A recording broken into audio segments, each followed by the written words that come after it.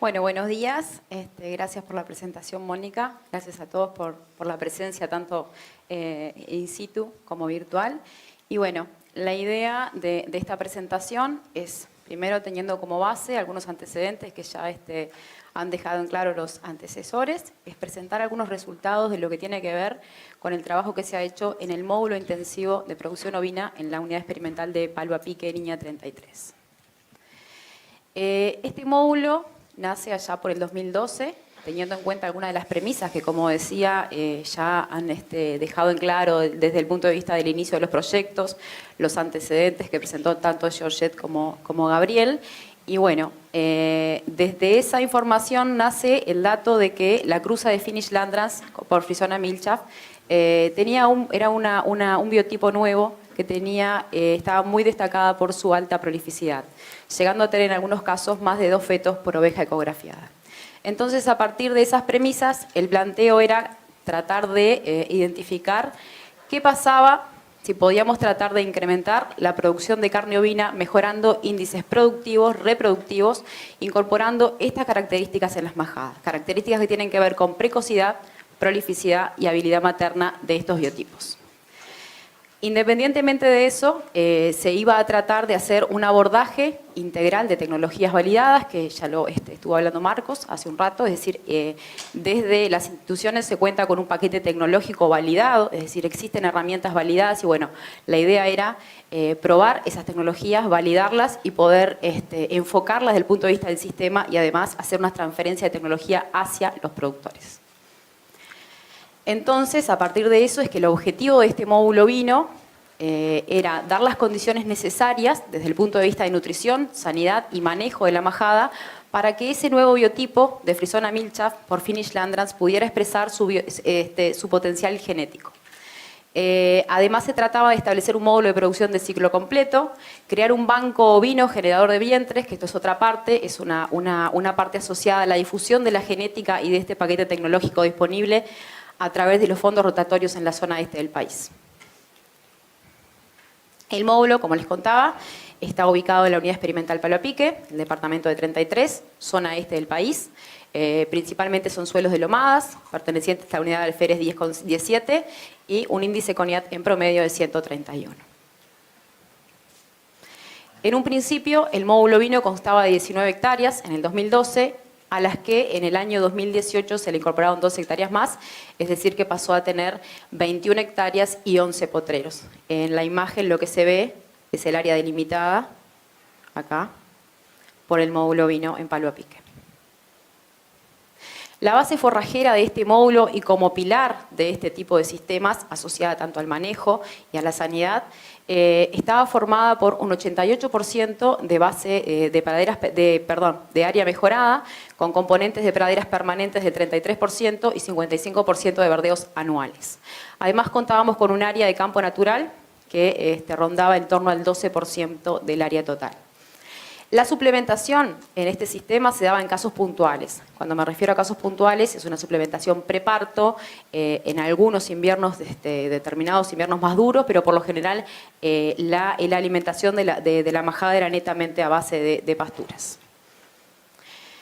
Esto es parte de lo que presentó Marcos, pero como para reforzar un poco las tecnologías que tenemos para estos sistemas, es decir, tecnologías validadas, parte de un paquete tecnológico que está disponible para todos, tiene que ver con el uso racional de las pasturas mejoradas, un manejo de la condición corporal de nuestra majada, revisación de carneros, diagnóstico de gestación, esquila preparto, suplementaciones estratégicas, como hacíamos mención recién, uso de abrigos o parideras, un control de un manejo parasitario integrado, que en estos sistemas, a medida que se va avanzando en la intensificación del sistema, este factor se hace más relevante.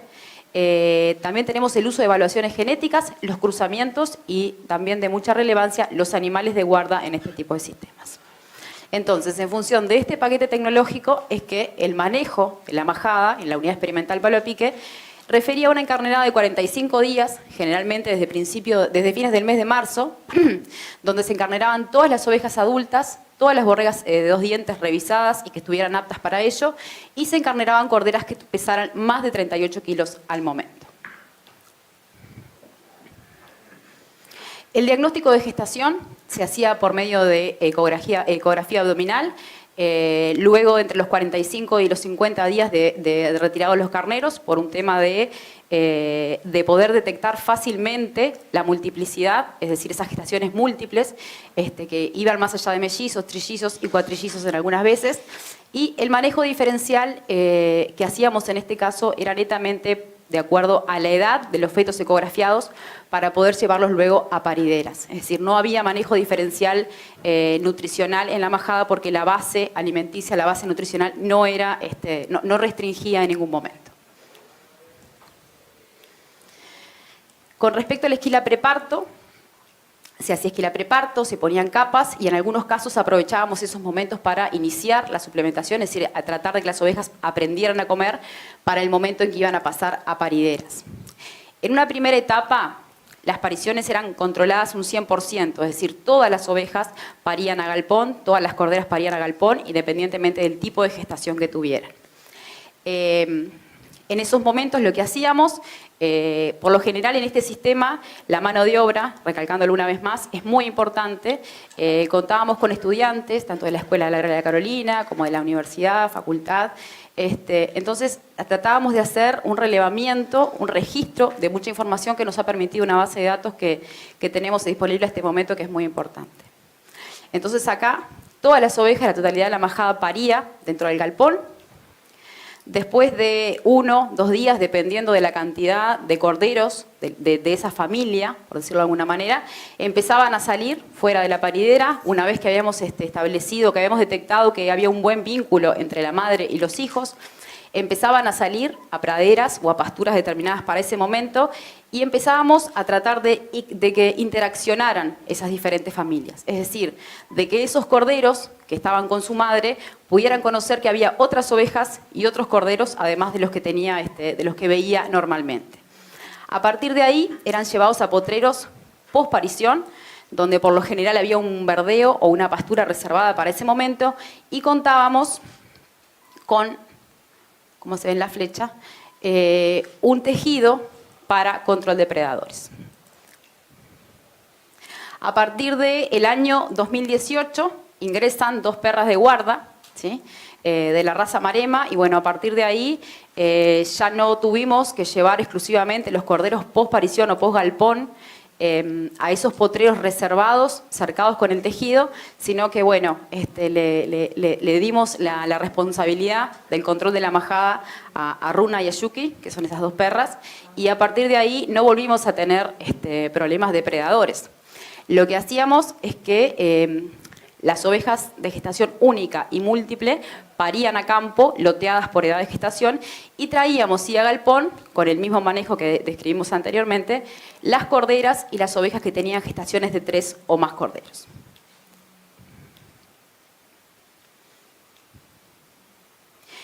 El destete de los corderos se hacía gradualmente.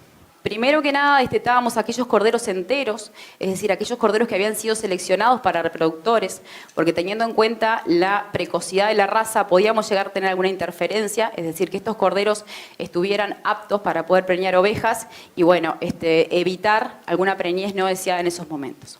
Después se hacían pesadas entre 15 y 20 días y se iban destetando gradualmente aquellos corderos que pesaban más de 20 kilos. Esto nos ayudó muchísimo en el tema de controlar el grado de mastitis en algunas ovejas. Es decir, no le destetábamos todos los hijos, suponiendo que tuviera 2 o 3. Por lo general, cuando tenían 3, no los 3 pesaban 20 kilos al mismo momento, entonces la producción de leche de esa oveja iba mermando gradualmente y evitábamos problemas de mastitis que habíamos tenido anteriormente. Con respecto a la sanidad del sistema, también una base fundamental de este tipo de sistemas tan intensivos, tratábamos de hacer un manejo integrado de parásitos gastrointestinales, dando las dosificaciones estratégicas, es decir, la preencarnerada, preparto, una muy importante en el pico del alza de lactación y al destete de los corderos. Esto lo acompañábamos de conteos de HPG, es decir, de huevos por gramos en materia fecal de esas ovejas, asociados a técnicas de FAMARCHA. En los corderos se vacuna contra eczema contagioso, clostridiosis, se controlan afecciones podales, querato y algunos parásitos externos que podían haber aparecido en algún momento. Yendo un poco a los números, lo que tiene que ver con el stock, este es el stock a julio del 2019, en un área de 21 hectáreas de ese módulo. Van a ver que las unidades están expresadas en unidades ganaderas y no en animales por hectárea. Acá están definidas las categorías de los animales presentes a julio del año pasado, el peso vivo de cada categoría, el peso vivo de kilos por hectárea y en unidades ganaderas. Es un sistema que soportaba 2,4 unidades ganaderas por hectárea sostenida. En lo que tiene que ver a los índices reproductivos de este sistema, en esas mediciones, en esos registros que llevaron los estudiantes durante tantos años, pudimos llegar a medir la producción de 178 ovejas, 151 borregas y 111 corderas. Esos datos arrojaron preñeces en torno al 99, 95 y 71% para cada una de las categorías, con señaladas de 181 para ovejas adultas, 151 en borregas y 115 en corderas. Evidentemente estos resultados eran muy alentadores, estos promedios prorrateados nos llevaron a un 153% de señalada efectiva, es decir, 1,5 corderos por cada oveja, cordera o borrega encarnerada. Se evidencia también la prolificidad de este biotipo, es decir, la cantidad de mellizos y trillizos, que es una cosa también que vemos que aumenta a medida que la edad del animal avanza. Es decir, cuando las ovejas van siendo mayores, empieza a aparecer mayor prolificidad. Con respecto a los resultados productivos, medidos en 259 corderas hembras y 244 corderos machos nacidos de ese análisis anterior, nos determinaba que las ganancias medias diarias al pie de la madre estaban en torno a los 218 gramos por animal y por día, independientemente del sexo de esos corderos, lo que nos llevaba a que tuviéramos animales en torno a los 41,5 kilos a los 180 días de vida.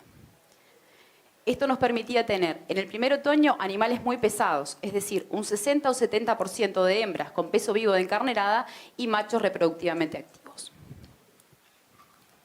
Acá nos surge lo que nosotros le decíamos la problemática, y está entre comillas porque es un problema, pero también puede ser un beneficio.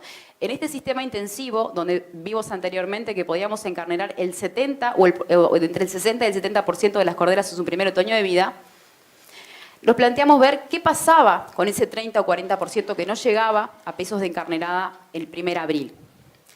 Estas corderas generalmente eran hijas de corderas. Es decir, que las corderas, hijas de corderas, por lo general, y como ya se vio anteriormente también, no llegaban con pesos de encarnerada a su primer otoño de vida. Por eso es la problemática. Es una problemática, pero estamos encarnerando corderas, pretendiendo encarnerar corderas y corderas hijas de corderas, por eso las comillas en la problemática. Cuando fuimos a hilar un poco más fino, y ver qué es lo que estaba pasando con esas corderas, es decir, si son corderas hijas de corderas donde la diferencia de peso al nacimiento no es tal y las ganancias medias diarias asumíamos hasta ese momento que no eran muy diferentes, teníamos que las hijas de adultas pesaban 39,4 en promedio a la encarnerada, mientras que las hijas de corderas pesaban 37,2. Si se acuerdan, 38 kilos individual era el peso mínimo de encarnerada que nos habíamos planteado. Quiere decir que de estos las corderas que pesaban 38 kilos a la encarnerada significaban el 65% hijas de ovejas adultas y un 35% hijas de corderas. En función de eso, nos fuimos a ver qué pasaba efectivamente con las ganancias. El problema era que las hijas de corderas ganaban menos que las hijas de ovejas y realmente nos dio que esa diferencia no era significativa. Entonces el problema que empezamos a buscar un poco más, a ahondar, a ver cuál era efectivamente el problema, por qué pesaban menos al momento de la encarnerada. Vemos acá que las hijas de adultas en promedio pesaban 39,4 y las hijas de corderas 37,2. El problema, de vuelta entre comillas, es un efecto de la edad. Lo que significaba que las corderas, independientemente de que fueran encarneradas en el mismo momento que las ovejas, empezaban a ciclar después. Quiere decir que las hijas de corderas nacían en torno a 15 o 20 días después que las hijas de adultas.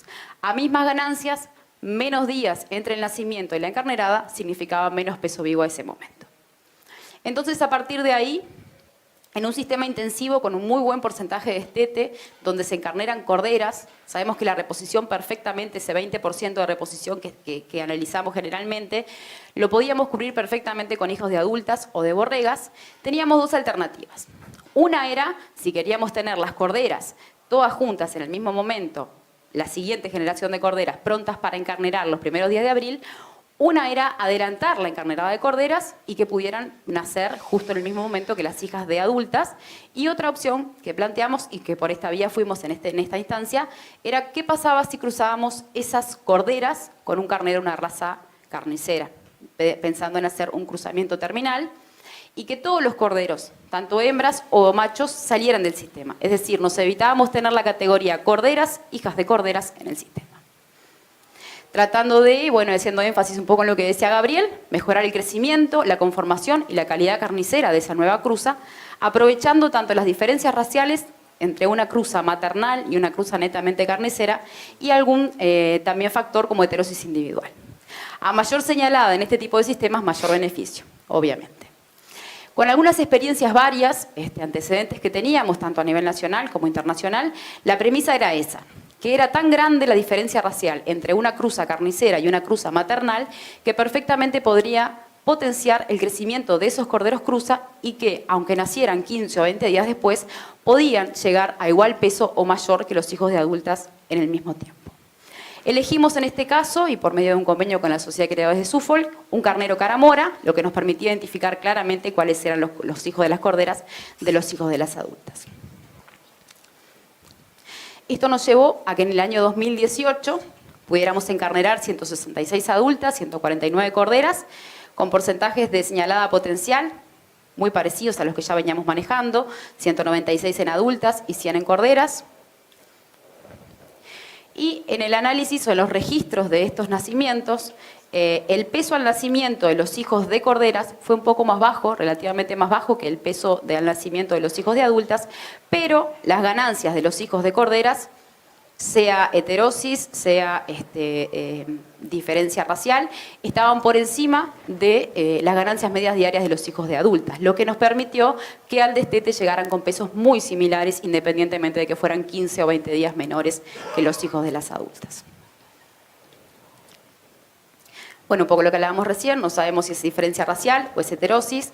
Evidentemente, en estos casos aparece la tentación de quedarnos con esas cruzas, con esas medias sangre, con esas corderas que son hijas de una cruza terminal con fin por Milchaf. Evidentemente, en este tipo de sistemas, esa cruza nos podía llegar a restar prolificidad, pero en otro tipo de sistemas la va a aumentar, puede aumentar la prolificidad y el porcentaje de señalada. Cuando hablamos de diferencia racial, deberíamos tener en cuenta también cuando nos preguntamos qué carnero utilizar.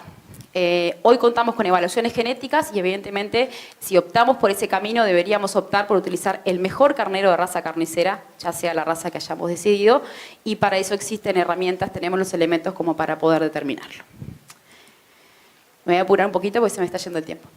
En lo que tiene que ver con los resultados económicos, y esto está basado en las primeras 19 hectáreas del sistema, lo hicimos, el ingeniero Ignacio Bufa fue el responsable de hacer este análisis el año pasado. La evaluación económica se hizo mediante el margen bruto, es decir, todas las salidas, el producto bruto y todos los costos que llevaba este sistema. Creo que se apagó. No.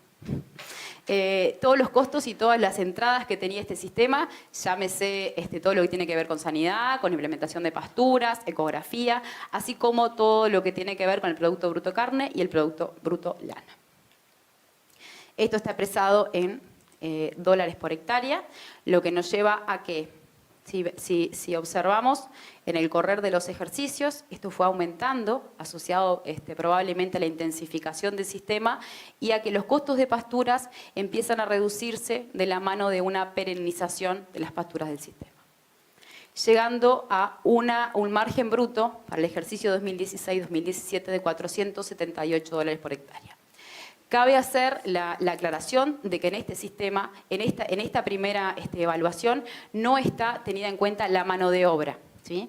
Entendíamos que podía sumarle muchísimo, adjudicarle a 21 hectáreas la mano de obra. Entonces nos fuimos a hacer un análisis donde determinamos que las actividades rutinarias del sistema, más los momentos críticos, llámese encarnerada o parición, íbamos a necesitar 279 jornales por año.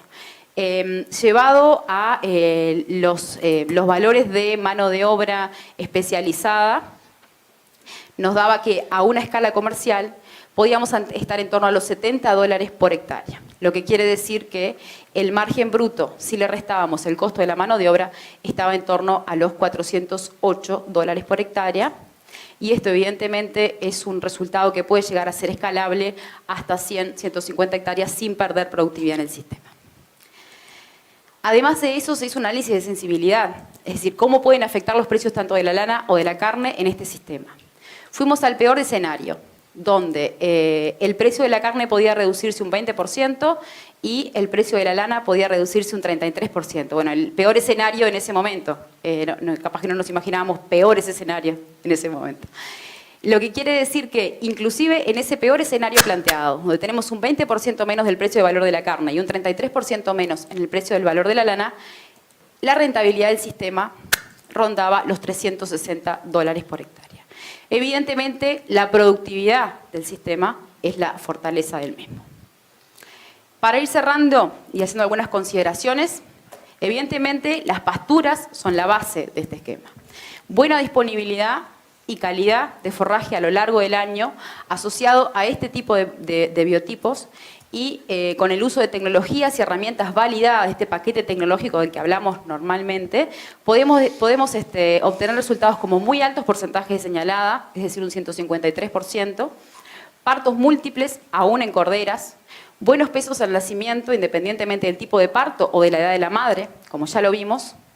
En este sistema nosotros creemos que hubo una total expresión de la habilidad materna y la producción lechera del biotipo expresada en las ganancias de sus hijos, con muy buenas ganancias medias en lactación y postdestete.